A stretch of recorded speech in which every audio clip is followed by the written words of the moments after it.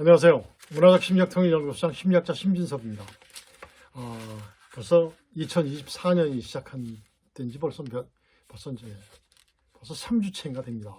3주째인가 4주째 이렇게 됐는데 정말 세월이 빠르다는 것을 다시 한번 실감하게 됐습니다. 그렇죠.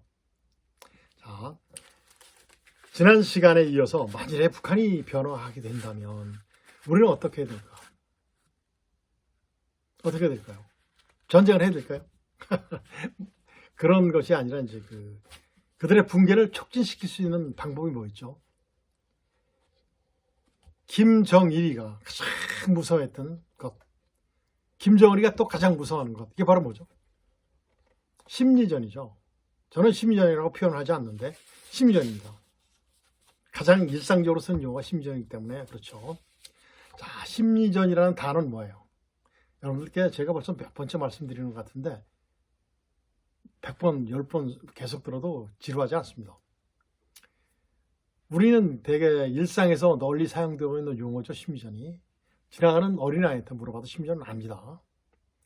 그런데 진정한 의미를 알고 있는 사람들은 있다 없다? 별로 없습니다. 어떤 대상 관계에서 자신의 순간적인 만족을 위해 사용하는 말로 흔히 알고 있기 때문에 그렇죠. 그래서 처음에 사람들이 할 때 심리전은 소리 없는 싸움이다, 기싸움이다 뭐 이런 식으로 얘기하죠. 그 다음에 더 발전되면 싸우지 않고 이기는 것이 심리전이야 이렇게 얘기해요. 저도 거기까지 그런 줄 알고 굉장히 20년 정도를 그것을 위해서 일을 했었죠. 그러다가 보니까 아니에요. 심리전은 뭐죠? 일상이죠. 우리가 생활하고 있는 모든 것들이 다 심리전이에요. 그렇죠. 이런 것들이 그것까지 알기까지는 거의 30년 가까이 걸렸었어요. 그러다가 이제 심리전은 문화와 상담의 의미를 포함하는 소통을 기본으로 하는, 그 다음에 인본주의 꽃과 같은 상생의 심엄을 실천하는 첫 비용이 바로 뭐다? 심리전입니다. 그러니까 심리전이라는 말 쓰기가 그렇죠. 전자? 저는 상대방과 싸우는 걸 전이잖아요. 그래서 저는 최근에 들어서는 심리전이라는 말을 잘 안 씁니다. 자, 어땠어요? 2022년도 연말부터 시작해서 최근에 이르기까지 김정은이 ICBM 개발 체계를 굉장히 활성화시켰죠. 굉장히 발전시켰어요. 심지어 군사 위성까지 발사시켰지 않습니까? 그러면서 이제 우리 이제 최근까지도 우리를 남한 영토를 정벌해야 된다, 평정해야 된다, 이런 말도 안 되는 용어까지 쓰고 있기 때문에 이런 공포 심리전에 대응하는 우리 리더들, 우리 대통령이죠. 대통령의 까불면 확전시켜서 북한을 끝내겠다, 통일시키겠다라는 각오, 이런 것들이 어떻습니까? 확연하게 나타나고 시작했죠. 그리고 어떻죠? 9.19 군사합의 효력 무력화, 응징 보복, 그다음에 심리전 재개 등의 상황에 이르게 만들었습니다. 그렇죠? 그리고 어떻습니까? 전선 지역의 대북 확성기가 얼마나 무섭다는 것은 전부 다 아실 겁니다. 그런데 기동 확성기보다는 고정 확성이 더 무서워요. 그거는 실제 제가 있을 때도 AS96 같은 것은 20km까지 들어갔습니다. 북한에. 개성까지는 다 또렷이 들렸었죠. 그 다음에 전단 살포 작전. 여기서는 탈북자들에는 그런 전단 작전 아니에요. 정말 전단 작전 대단합니다. 이런 것들 재개 검토 여론들이 굉장히 형성됐었죠. 그렇습니다. 그래서 이제 북한의 김정일이 가장 무서워했고 김정은도 두려워하는 무기가 바로 뭐죠? 심리전이죠. 김정일이 심리전을 두려워했던 시기는 1995년 우리의 대북 심리전 논조가 바뀔 때 굉장히 두려워했습니다. 그 논조를 누가 바꿨겠습니까? 정말 그 논조 바꿀 때 저희 선배분들, 저희 상급자들과 정말 많은 토론을 거쳐서 정말 힘들었었어요. 전부 다 바꿨습니다. 중상 모략 비방, 말싸움 이런 것에서 벗어났죠. 그래서 사실과 진실의 기초에서 북한과 북한 주민들을 계모하는 내용, 홍보 위주의 주제와 소재를 활용했었습니다. 그러다 보니까 어떻게 됐습니까? 우리가 하는 심리전이 아니라 뭐죠? 북한 주민들을 계모하는 어떤 브리핑 같은 그런 거예요. 그러다 보니까 북한 주민들이 굉장히 좋아합니다. 북한 지역에 있는 북한군들이 되게 좋아요. 그래서 심지어는 그 방송이 나올 때 지금 몇 시까지 알았을 정도니까 그랬었습니다. 그러니까 어때요? 굉장히 무서웠었죠. 그러면서 그러다 보니까 이제 어떻게 됐습니까? 노무현 정부와 김정은과의 회담으로 인해서 뭐가 없어집니까? 2004년 6월 4일 날 심지현 장군이 전부 다 완전히 인천 제철로 다 들어가지 않습니까? 그리고 이뤄졌지만 실제 정말 김정은이가 가장 무서워했던 무기가 현실적 최상의 비대칭 무기가 뭐다? 심지현이라는 걸 인정하게 된 거예요. 그리고 북한군들이 목함지를 우리 하사 2명 발목 전부 다 망아뜨려 놨잖아요. 이때 어떻게 됐습니까? 우리 확성기 방송 재개했습니다. 재개하니까 어떻게 됐어요? 금방 유감을 표명했었죠. 이런 것도 김정은이 대북 심리에 대한 위용과 무서움을 인정한 결과가 되는 거예요. 최근 탈북단체 중에서 보여주는 탈북자분들이 보여주는 그 전단 살포나 즉흥적으로 하는 감정적 확성기 방송은 심전이 아닙니다.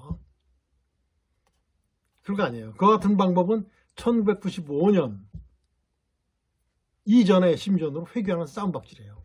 싸움박질은 심전이 아니지 않습니까?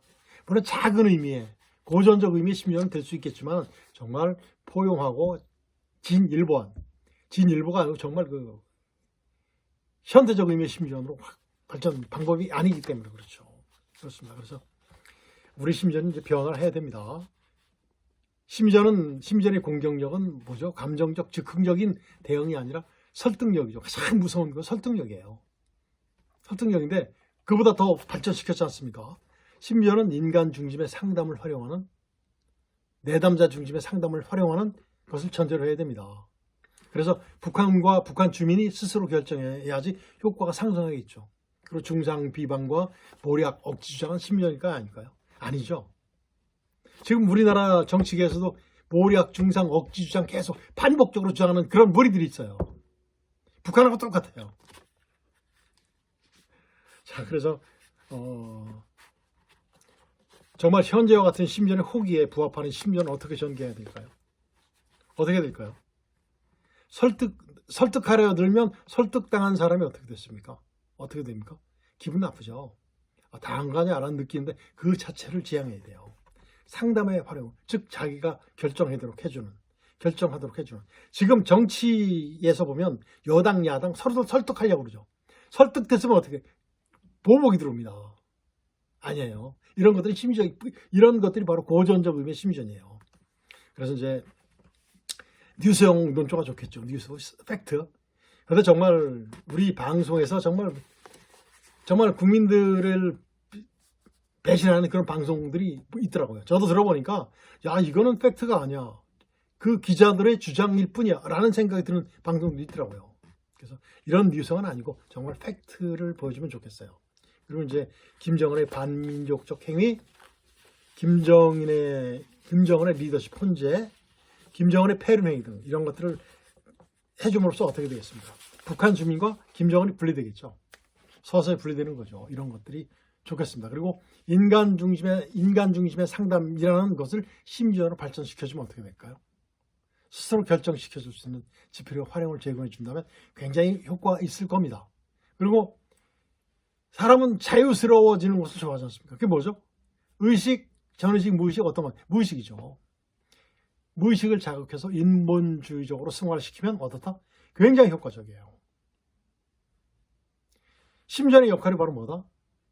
우리가 주장하는 것이 아니라 많은 정보를, 우리 방송에 대한 모든 정보를 시청하고 받아들이는 그 북한 주민들의 그들이 받아들일 수 있도록 계속해서 많은 정보를 제공해 주는 것이 가장 중요합니다. 그래서 어떻게 되겠죠? 군뿐이 아니라 우리 국민들과 함께하는 시민이 가장 최고입니다. 최고. 그래서 그렇게 되면 어떻게 돼요? 북한 주민들의 욕구 발달이 3단계로 되면 어떻죠? 공산주의가 존재합니까? 안 하죠. 안 하면 못합니다. 이런 것들이 바로 필요적고 이되었고 스스로 계속해서 동기화시켜 줌으로써 어떻게 이게 충분 조건이 됩니다. 바로 이렇게 보장되어야지 심전이 활성화되는 거죠. 그래서 심전 기능도 활성화돼야 되겠어요.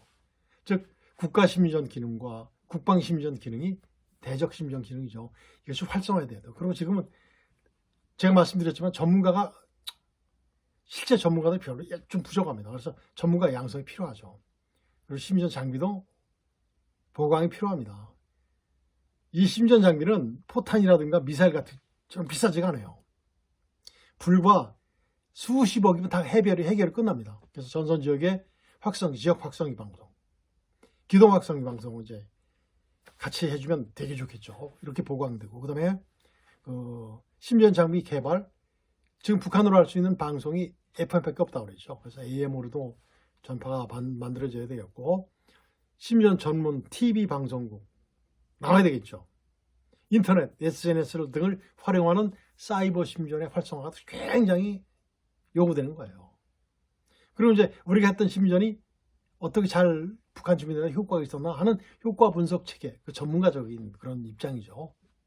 그런 것들도 많이 나와야 돼요. 그래서 지상파, 공중파, 방송과의 협조가 최고로 중요합니다. 그래야지 가짜 뉴스가 색출됩니다. 그리고 이제 이런 것들이 색출되고 이제 자리매김을 할 때 이런 것들이 전부 다 이제 이런 것들이 없어지는 것이 이제 자리매김이 될 때 그야말로 남북한 문화적 심리적 통일로 승화시킬 수 있는 계기가 됩니다.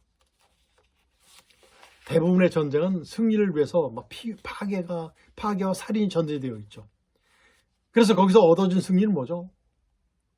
러시아와 우크라이나에 싸우는 것 보십시오. 서로 보복이잖아요. 원수 갚는 거잖아요.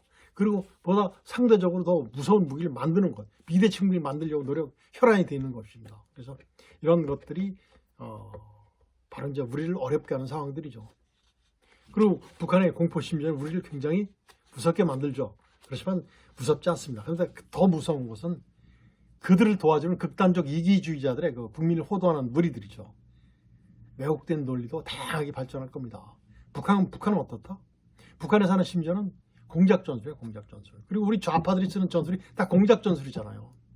거기에 말려든 사람들이 바보 같지만 이런 것들이 없었으면 좋겠습니다. 그래서 북한군은 어떻죠? 정규군이 약 120만이에요. 120만.